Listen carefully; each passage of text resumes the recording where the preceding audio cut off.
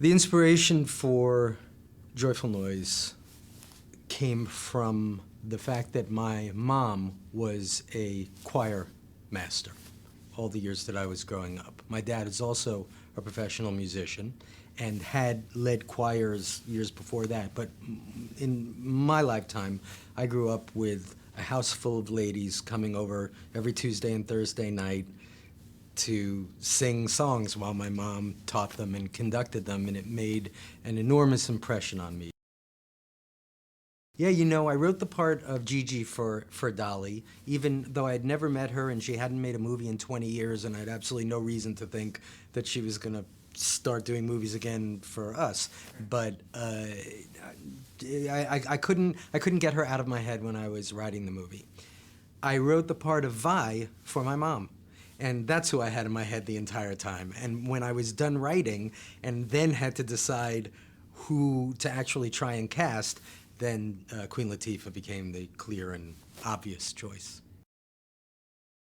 Dolly agreeing to do the film was crazy. It was Michael Nathanson and I, the producer, flew down to Nashville and had a meeting with her. She came in, I had never met her. I heard her before I saw her because she wears these gigantic spike heels all the time. And so you hear her clattering down the hallway and singing. And she just sings all the time. So you hear her singing to herself and clattering. She walks in and she's got that face full of makeup and she's got that incredible hair, and she's dressed like she's about to go on stage.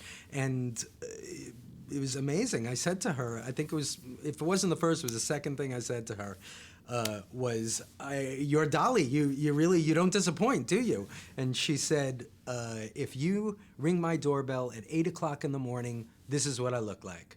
And I said, what if I ring your doorbell at 5 to 8? She said, I don't answer the door.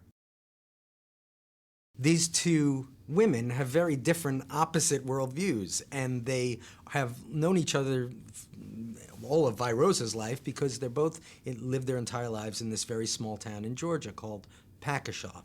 So when that irresistible force meets that immovable object, inevitably there's going to be friction, particularly when Vi Rose's character is chosen by the church council to take over the choir rather than Gigi being asked to take over the choir.